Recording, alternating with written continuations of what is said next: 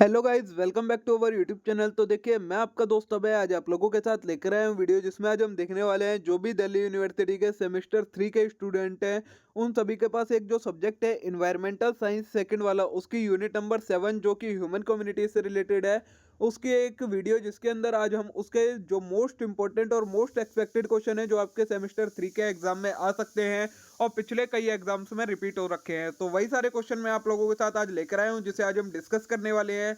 जो इनकी पीडीएफ है वो आपको टेलीग्राम पर अपलोड मिल जाएगी। टेलीग्राम चैनल ज्वाइन करने के लिए यूट्यूब चैनल का अबाउट सेक्शन, ये कम्युनिटी पोस्ट वाला सेक्शन है, वहाँ पर आपको उसका लिंक मिल जाएगा, वहाँ से आप ज्वाइन कर लीजिए। वहाँ से आपको इसके नोट्स, ये क्वेश्चंस वहाँ पर अपलोड मिल जाएंगे। तो चलिए बिना देर के शुरू करते हैं हम अपनी आज की वीडियो और देखते हैं इन कंप्लीट क्वेश्चंस को। लेकिन उससे पहले अगर आपने अभी तक चैनल को सब्सक्राइब ना करा हो तो चैनल को जरूर सब्सक्राइब कर लें, वीडियो को लाइक करना ना भूलें, अपने सभी दोस्तों के साथ शेयर करना ना भूलें। तो देखिए, पहला क्वेश्चन आता है आपका, जो आपका how does human population growth affect environment. जो ह्यूमन पॉपुलेशन की ग्रोथ है वो एनवायरनमेंट को कैसे अफेक्ट करती है। तो सबसे पहले इंट्रोडक्शन है कि ह्यूमन पॉपुलेशन ग्रोथ होती क्या है। तो population on declining the increase in number of humans on earth.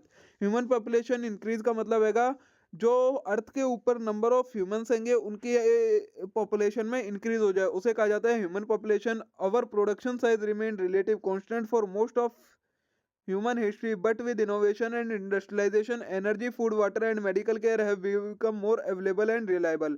क्या बोला है, जो हमारी पॉपुलेशन का साइज है वो कांस्टेंट है और जो इनोवेशन है वो सारी चीजें बढ़ती जा रही हैं। As a result human population decline rapidly and continue to grow.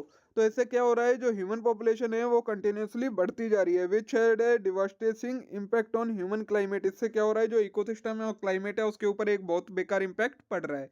इस चीज को हम कहते हैं ह्यूमन पॉपुलेशन। अब इम्पैक्ट क्या क्या है ह्यूमन पॉपुलेशन ग्रोथ के। नंबर 1 आता है आपका इन्वायरमेंटल डिग्रेडेशन। तो इसमें सबसे पहले फॉरेस्ट डिग्रेडेशन। अब लोगों अगर बढ़ेंगे तो उन्हें रहने के लिए जगह चाहिए, जिसके लिए वो क्या करते हैं, फॉरेस्ट को काट देते हैं। तो यही चीज आपकी इसमें लिखी गई है, आप ये पढ़िएगा। नेक्स्ट है रिसोर्स स्कार्सिटी। अब जब लोग ज्यादा होंगे तो उनकी डिमांड ज्यादा होगी। डिमांड ज्यादा है लेकिन रिसोर्सेज तो हमारे पास उतनी लिमिटेड है, बल्कि कम ही होते जा रहे हैं जितना ज्यादा यूज करते जा रहे हैं। तो इसके वजह से रिसोर्सेज की स्कार्सिटी आ जाती है, मतलब रिसोर्सेज की कमी आ जाती है। नेक्स्ट सेकंड इम्पैक्ट है क्लाइमेट चेंज। तो अब जब ह्यूमन पॉपुलेशन बढ़ती है तो उससे क्या करते हैं, वो और ज़्यादा फॉसिल फ्यूल्स वगैरह का यूज़ करते हैं, जिसकी वजह से क्या होता है, पॉल्यूशन बढ़ता है और आपकी जो अर्थ पर हीट है वो इंक्रीज हो जाती है, जिसकी वजह से क्लाइमेट चेंज हो रहा है। नेक्स्ट है जनरेशन ऑफ वेस्ट। जितने ज़्यादा लोग होंगे उतना ही ज़्यादा वेस्ट जनरेट होता है, तो ये भी एक इम्पैक्ट है इसका। नेक्स्ट है लॉस ऑफ फ्रेश वाटर। अब जब लोग ज़्यादा हैं तो वो से सारे रिसोर्सेज को एक्सप्लॉइट कर रहे हैं, गंदगी फैला रहे हैं, पॉल्यूशन इंक्रीज हो रहा है, जिसकी वजह से फ्रेश वाटर कम होता जा रहा है। ठीक है, ये आपके इम्पैक्ट थे ह्यूमन पॉपुलेशन ग्रोथ के। उसके अलावा एक और इम्पैक्ट बताया है, सॉइल इरोजन होता है। सॉइल इरोजन कैसे, अब जब डिमांड ज़्यादा बढ़ रही है एग्रीकल्चर प्रोडक्ट्स की, तो फार्मर क्या कर रहे हैं, अलग अलग केमिकल्स का, फर्टिलाइजर्स का यूज़ कर रहे हैं, जिससे क्या हो रहा है, सॉइल खराब होती जा रही है और सॉइल इरोजन होता है। नेक्स्ट है ह्यूमन हेल्थ। ह्यूमन हेल्थ पर इंपैक्ट पड़ रहा है, जितने ज़्यादा लोग होंगे उतनी ज़्यादा आपको मेडिकल सर्विसेज की जरूरत पड़ेगी, उतनी ज़्यादा लोग बीमार पड़ेंगे, ये सारी चीज़ें होती हैं। नेक्स्ट है लॉस ऑफ बायोडाइवर्सिटी। बायोडाइवर्सिटी खत्म होती जा रही है, लोगों को काम करने के लिए, रहने के लिए जगह चाहिए, जिसके लिए वो क्या करते हैं, जंगलों को काटते हैं, जिससे वहाँ पर जो रहने वाले जानवर हैं और पेड़ पौधे हैं जंगलों में उगने वाले, वो खत्म होते जा रहे हैं। नेक्स्ट है इंडस्ट्रियलाइजेशन। इंडस्ट्रियलाइजेशन का क्या मतलब है, जब लोग ज़्यादा हैं तो उनको काम करने के लिए अब अलग अलग चीज़ों की ज़रूरत पड़ेगी, तो उसके लिए इंडस्ट्रीज सेटअप हो रही हैं, जिसकी वजह से फॉरेस्ट वगैरह काटे जा रहे हैं और ये भी एक इसका इम्पैक्ट बन जाता है। नेक्स्ट है ट्रांसपोर्ट इंफ्रास्ट्रक्चर और social economic pressure. Transport infrastructure के अंदर अब जब लोग आएंगे तो उनको क्या चाहिए, एक जगह से दूसरी जगह ट्रेवल करने के लिए ट्रांसपोर्ट की जरूरत है, और ट्रांसपोर्ट का यूज़ करने से क्या होता है, ज़्यादा से ज़्यादा पॉल्यूशन इंक्रीज हो रहा है, तो ये भी एक एडवर्स इम्पैक्ट हो जाता है ह्यूमन पॉपुलेशन ग्रोथ का। ठीक है, नेक्स्ट है what are the main element of disaster reduction strategy. वैसे तो आपका ये सिलेबस में नहीं है कंसेप्ट, लेकिन फिर भी एक बार मैंने कवर कर लिया है। डिजास्टर मिटिगेशन होता क्या है, is the foundation of emergency management. इसे हम इमरजेंसी मैनेजमेंट कहते हैं। It is an ongoing effort to reduce the impact of disaster और पीपल एंड प्रॉपर्टी। इसका मतलब क्या है, जो लोग हैं और प्रॉपर्टी है उनके ऊपर डिजास्टर का इम्पैक्ट कम करना, ये क्या कहलाता है, आपका डिजास्टर मिटिगेशन कहलाता है।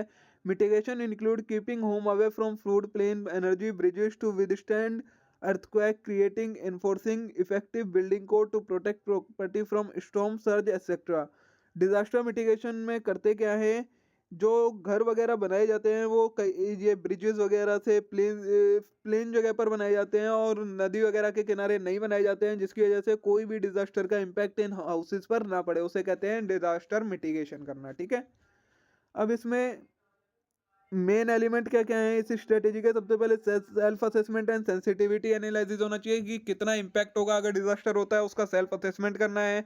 फिर अगर पब्लिक अवेयरनेस को इंक्रीज करना है, फॉल्स यूटिलाइजेशन एंड रेगुलेशन हो रहा है अगर किसी चीज का तो उसे रोकना है। Food safe design and construction, इस तरीके से डिजाइन करना है कि इजीली सारी चीजें अवेलेबल हो जाएं। फिर अगर रैपिड रिस्पॉन्स, लोगों से फीडबैक वगैरह लेते रहना है कि किस तरीके से मिटिगेशन किया जा रहा है। कंटिन्यूटी ऑफ ऑपरेशन, ये चीज़ें चलती रहनी चाहिए, ये नहीं कि एक बार करके हमने बंद कर दी, ये एक कंटिन्यू में होनी चाहिए। नेक्स्ट जो क्वेश्चन बनता है वो बनता है आपका ग्लोबल वार्मिंग के ऊपर। ग्लोबल वार्मिंग क्या होती है और इसका क्या क्या इंपैक्ट है? तो global warming is gradual long term increase in average temperature of earth atmosphere. Earth के एटमोस्फेयर का जो टेम्परेचर है वो ग्लोबली इंक्रीज होता जा रहा है ग्रीन हाउस गैसेज की वजह से, जिसको हम क्या कहते हैं, इसी फोनोमेना को हम कहते हैं global warming. Green house gases कैसे इंक्रीज हो रही हैं? तो फॉसिल फ्यूल्स वगैरह के जलाने से ग्रीन हाउस गैसेज इमिट होती हैं, जो कि एनवायरनमेंट में एटमॉस्फेयर में मिल जाती हैं और उसके टेम्परेचर को बढ़ा देती हैं, ठीक है। यही चीज़ इसमें लिखी गई है, आप इसे पूरा रीड कर लीजिएगा, मैंने आपको एक्सप्लेन कर दिया है। अब मैन मेड कॉजेज का क्या है ग्लोबल वार्मिंग के? तो नंबर 1 है फॉरेस्ट हार्वेस्टिंग। लोग क्या कर रहे हैं, जंगलों को खत्म करते जा रहे हैं, जिसकी वजह से अच्छी ऑक्सीजन नहीं मिल पा रही है और क्या हो रहा है, आपकी गर्मी बढ़ती जा रही है एक तरीके से। फिर व्हीकल यूज ऑफ व्हीकल कर रहे हैं, जिससे फॉसिल फ्यूल पेट्रोल वगैरह का यूज कर रहे हैं, जिससे क्या होता है, गैसेस निकलती हैं जो कि हॉट गैसेस होती हैं और एनवायरनमेंट के टेम्परेचर को और इंक्रीज कर देती हैं। नेचुरल कॉजेज का क्या है ग्लोबल वार्मिंग के? तो नंबर 1 आएगा वॉल्केनोज वगैरह की वजह से, दूसरा आएगा मरकरी की वजह से, ठीक है। इफेक्ट क्या क्या होता है ग्लोबल वार्मिंग का? टेम्परेचर इंक्रीज हो जाता है, इकोसिस्टम खराब हो रहा है हमारा, ठीक है। इन्हें आप रीड कर लीजिएगा, मैं आपको बस पॉइंट पॉइंट समझा दे रहा हूँ, जिससे आपको कोई अगर समझ में ना आ रही हो चीज़, वो चीज़ दिख जाए आपको। फिर अगर आपका जो वाटर प्रिवेंशन एक्ट था आपने पढ़ा था, उसके बारे में बताना है, इस पर क्वेश्चन आ जाता है। तो क्या था? The water prevention act was enacted in 1974 में इनेक्ट हुआ था to prevent and control water pollution को कंट्रोल करने के लिए। The act was amended in 1988। 1988 के अंदर इसे अमेंड करा गया था to provide leeway from collection of cess on water. जो पहले पानी के ऊपर सीज टैक्स लगता था उसे खत्म करा गया था इसमें, ठीक है।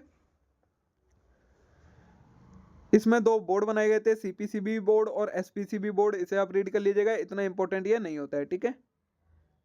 क्योटो प्रोटोकॉल क्या था? तो Kyoto protocol is a international treaty. ये एक अच्छा क्वेश्चन बनता है। Kyoto protocol is an international treaty aimed at reducing green house emission. Kyoto protocol में क्या था, ये एक इंटरनेशनल लेवल पर ट्रीटी करी गई थी, मतलब संधि थी एक तरीके से, जिसके अंदर ग्रीन हाउस गैस का कम से कम इमिशन करेंगे सारे देश। Climate change has to be addressed, जिसमें क्लाइमेट चेंज को एड्रेस करा गया था। It was adopted in Kyoto Japan on December 11 1997। ये जापान के क्योटो प्लेस पर एडॉप्ट की गई थी और फोर्स मतलब कब से लागू हुई थी? फरवरी 16 2005 से ये लागू हुई थी। This protocol is one of the international effort to combat climate change. Climate change को इंटरनेशनल लेवल पर खत्म करने के लिए ये ट्रीटी करी गई थी। इसके फीचर क्या थे? इसका पहला फीचर था ग्रीन हाउस गैस के को रिड्यूस करने का टारगेट था, स्टिकनेस मैकेनिज्म था, एडेप्टिव एंड फाइनेंशियल असिस्टेंस थी, मतलब मिली थी, और कंप्लायंस मैकेनिज्म था ये एक, ठीक है। फिर अगर सीएनजी व्हीकल एंड दिल्ली, इसमें क्या था कि जो दिल्ली के अंदर पॉल्यूशन बहुत ज़्यादा बढ़ता जा रहा था, जिसकी वजह से क्या करा गया, सारे व्हीकल्स को सीएनजी पर शिफ्ट करने का प्लान किया गया, मतलब ज़्यादा से ज़्यादा सीएनजी का व्हीकल्स में यूज़ करने का प्लान करा गया, जिसके लिए क्या करे गए, अलग अलग कई जगह पर सीएनजी स्टेशंस बनाए गए, जहाँ से ईजिली सीएनजी अवेलेबल हो जाए। इंसेंटिव और सब्सिडी प्रोवाइड करवाई गई कि लोग सीएनजी व्हीकल्स को खरीदें, जिसकी वजह से पॉल्यूशन कम हो जाए और सीएनजी का यूज़ बढ़ जाए। तो यही सारी चीज़ें इसमें दी गई हैं, आप रीड कर सकते हैं इसे, ठीक है। और कैसे इंट्रोड्यूस करा था, improvement in air quality improve हुई थी, इन्वायरमेंट का इम्पैक्ट ट्रांसपोर्टेशन पर कम हो गया था, इकोनॉमिक और इको फ्रेंडली ट्रांसपोर्टेशन प्रोवाइड हुआ था, नेशनल फ्यूल सिक्योरिटी इनहांस हुई थी, ठीक है। ये सारे इसके इंट्रोडक्शन से चीज़ें हुई थी। तो देखिए दोस्तों, इसी के साथ हमारी जो ये यूनिट नंबर 7 है ये कंप्लीट हो जाती है। इसके मोस्ट इंपॉर्टेंट क्वेश्चन और आंसर दोनों चीज़ें मैंने आपको प्रोवाइड करवा दिए हैं। मे भी आज की ये वीडियो आप लोगों के लिए यूजफुल रही होगी, आप लोगों को पसंद आई होगी। वीडियो अच्छी लगी हो तो वीडियो को लाइक करना ना भूले, चैनल को जरूर सब्सक्राइब कर लें इस टाइप के और कंटेंट के लिए। अब हम मिलते हैं नेक्स्ट वीडियो में। Thank you.